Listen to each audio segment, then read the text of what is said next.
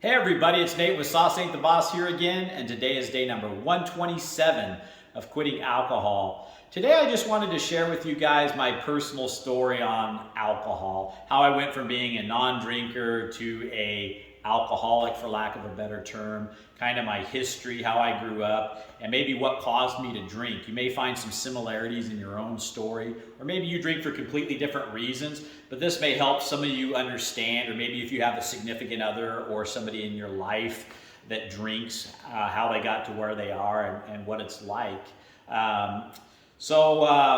Basically, I live in Southern Oregon now, and I've lived in Southern Oregon most of my life. Back in the early 80s, 1980s, my parents bought a house in Southern Oregon in a very small town. In fact, the house was in the outskirts of this small town, down a long dirt country road and up this steep, rocky, pothole-filled driveway out kind of in the middle of nowhere, so to speak. And it was a one-bedroom house, like I said, and it was me and my older brother. He's older by 2 years, and later on I had a sister born, and she was 7 years younger than me. So yeah, we all lived in this one-bedroom house, and my dad worked at the post office, and we grew up pretty poor. We didn't have a lot of money, and my mom was a stay-at-home mom with us kids, and so my dad worked a lot of overtime to make ends meet, and didn't see a whole lot of him because of that. And my mom kind of did her own thing. My brother, he was more into like the sci-fi type stuff and computers and electronics, and he was more intellectual than I was.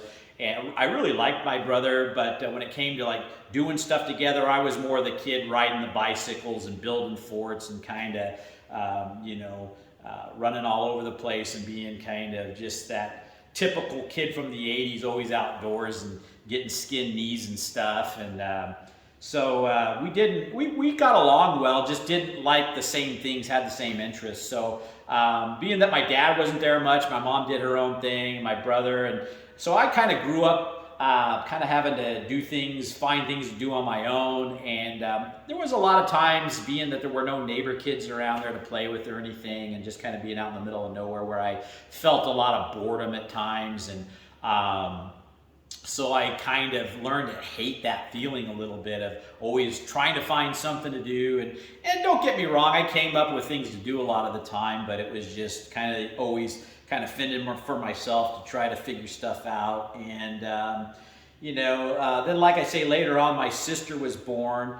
Her and I, for whatever reasons, the 7-year age difference, didn't have a lot in common. But then we also at some point started fighting like cats and dogs. And long story short, I was kind of the black sheep of the family, so to speak. I was always the one getting in trouble and getting punished, and kind of acting out to get some type of attention from my parents when I was younger and everything. And I was homeschooled until I was about 12 years old. And so that kind of added to a little bit of that boredom and not finding much to do. But then I got into school and actually met my wife in high school when I was about 14, 15. We started dating, and the rest is history. We're still together today. She was my high school sweetheart, only girlfriend I ever had, and I just knew she was the one, And anyway, high school was pretty cool. I really enjoyed it. I started doing martial arts. Got my first job at a local grocery store in the small town that I was living in. It was the only grocery store in town. But it was a pretty good sized little store. It had a meat department, produce department, bakery, and I got hired on as what they called a box boy back there, which is a lot of stocking and cleaning, sorting all the cans and bottles into the correct companies. That like Pepsi cans go to Pepsi, and back then, before they all went into one big crusher, we had to sort them by vendor and then send them back to each vendor and stuff. So I spent a lot of time doing that. And one thing I'm thankful for is my parents always really instilled a good work ethic in me. And so when I got that job, I just remember thinking, I'm going to outwork everybody here and be the best I can be. And it paid off. I ended up, by the time I graduated high school, all this time I had not drank any alcohol, other than the occasional just sneak of my dad's beer once or twice in that whole time, to see what it tasted like, which didn't like the taste at all. But anyway, graduated high school, and as soon as I turned 18, that grocery store made me the night manager. And so basically I was in charge of that store from like 5 o'clock in the evening until it closed at 10 o'clock at night. And I was making okay money at the time doing that. It was a lot better than my other friends and stuff. And I remember thinking at that point, I had just graduated. I was pretty serious with my girlfriend at the time, who was now my wife, Annie. And I thought, what am I going to do with the rest of my life? Do I go to college? Do I stay with this grocery store that I was working for? Because, they were promising me, they were growing and there was going to be new stores, and I could quickly, they liked who I was and what I was doing. I could work my way into store manager, and I thought, that sounds good, and I thought about going into the military, and that typical, what am I going to do with the rest of my life when I'm 18 years old and out of high school? And I knew I wanted to eventually get married to Annie, and I thought military is probably not the best life for that. I don't want to go to school. After I graduated, I was kind of just done with school, and the thought of doing that some more just did not appeal to me. And I'd rather make money than spend money to go to school, because didn't have a lot of money, and I knew I was going to have to pay for it. And I thought, you know what? I'm just going to stick with this grocery thing and see how it goes for a while. And anyway, as night manager, I quickly worked my way up to third person at that store, third in charge, and it was going well. And at that point, I was 20 years old, and the company had just bought a store in another town, kind of in Central Oregon. And they asked if I wanted to take a promotion up there as the second in charge as assistant manager. And that was a really good paying job. I mean, there were people graduating college that weren't making that kind of money back then. And it was a great job for the area. And I felt very proud and blessed to be offered that job. But so I was 20 years old, still living at home, and still had my girlfriend Annie at the time. And they offered me this job 3 hours away, and I of course took it because it was what I'd been waiting for. Annie and I continued a long distance relationship because my personal choice was to not move in together until I was married. And so anyway, we carried on a long distance relationship 3 hours away, and we'd visit each other on my days off and stuff. But at this point, it was a salaried position, and I was working anywhere from 60 to 70 hours a week. And making good money, but it was, it was a tough job. It was a lot of demand and stress, and so here I am, 20 years old, assistant manager of the store, not drinking at this point, really had no interest in drinking. And one weekend, my wife brought home a 6-pack of Mike's Hard Lemonade, and I tried it, and I had 2 of them, and I remember thinking, God, this stuff tastes terrible.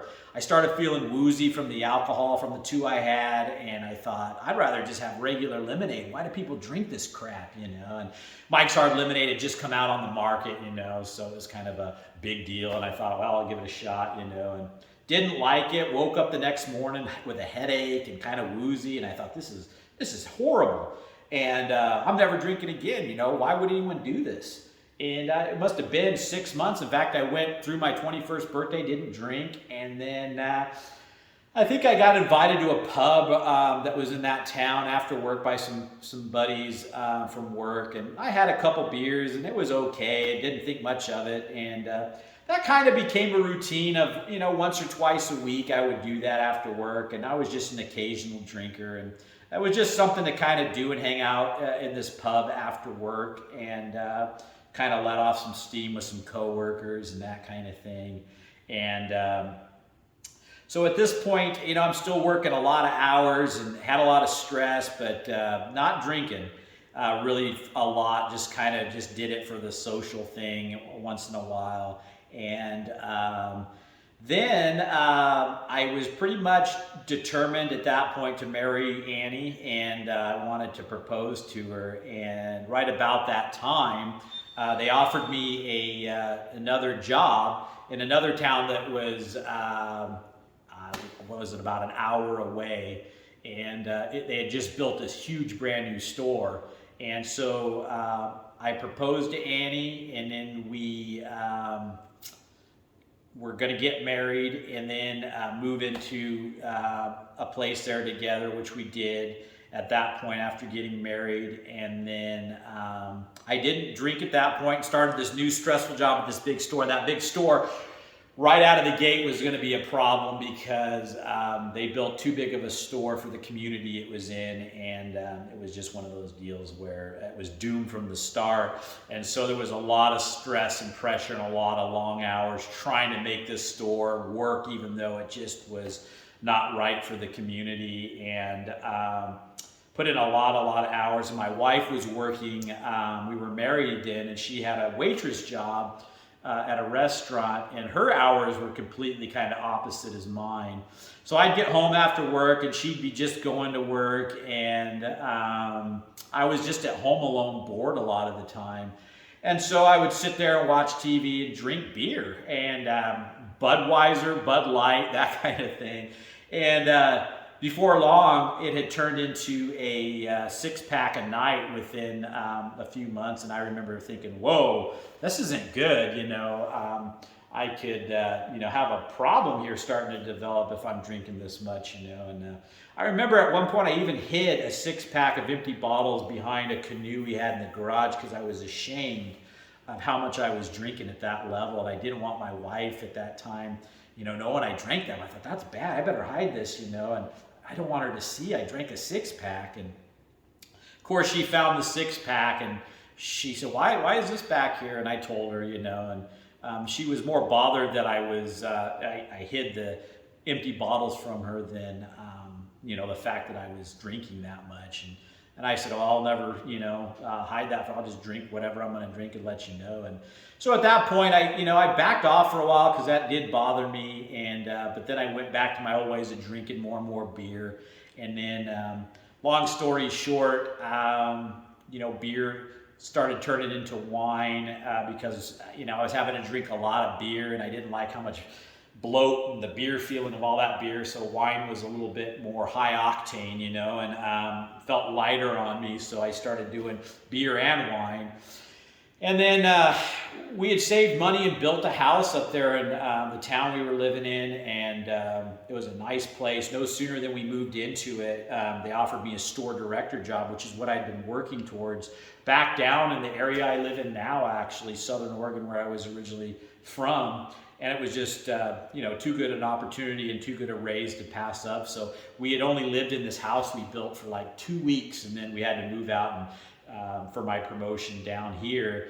And we ended up renting that house up there. We still have it today, and it's been a rental ever since. And long story short, when I got back down here, my drinking escalated. We had my first son was born, and I remember being bored because I didn't want to go out and be away a lot when my son was born. I felt that was selfish, but instead I would drink a lot, at home, being bored. And I would pretty much drink one bottle of wine and several beers. And again, that's when the drinking started escalating. My second son was born, and started drinking even more. And I had several store director jobs in this area at multiple stores over the next several years, into my late 20s and early 30s. And all the while my drinking progressed and kept drinking more and more to where it was 2 bottles of red wine and several beers a day in the evening time. Never drank in the mornings, never drank at night, in the middle of the night or anything like that. Always was successful at the stores that I ran. In fact, for a long time I was their golden child, who could do no wrong. And anyway, the company started having some financial problems that I worked for. They started going bankrupt, and they were cutting pay, and you could just see the writing on the wall that this grocery chain was going to crumble. And they moved me to a store that I did not like being at, and I didn't like the clientele, I didn't like the town. And it was, I was living in the house I'm in now, and it was, like a 40-minute commute each way. And that's when I really started drinking more, because I started to hate my job at that point. And at that age, I was probably, about 34, 35, probably 35, and then drinking more and more, hating my job. And at that point, my wife and I had been building a furniture and home decor business. I would buy antiques and she would buy things and fix them up in shabby chic paint. She was really talented at doing the shabby chic painting of furniture. And we started a business flipping furniture and cleaning stuff up, fixing stuff up, repurposing things, and it really took off. And it got to a point where I was working between my job and the business like 100 hours a week. All the while drinking 2 bottles of wine and several beers a night, just taxing myself to the max. And it got to the point where something had to give, either cut back on the business, which was doing really well, or quit this job I had that it had been my career my whole life up until I was 35 that had provided well for me. And I decided that that was just going nowhere. And so in my mid 30s, I pulled the plug on that grocery career as store director and put all my eggs in our basket of our furniture and home decor business. And the moment I resigned, the business just took off because I was able to dedicate that, 50 to 70 hours a week I was working in the grocery business to our own personal business, and all the marketing I put into it. And we just started growing it, and it just really took off and did well, and been very successful. Still own that business today. That's what I do for a living, and I actually work from home now, and it's fantastic. But so, my drinking, there was never really any major trauma or PTSD. I think I drank because of stress and trying to relax in the evenings, decompress from the stress at work and the stress from my business, and just always pushing myself. And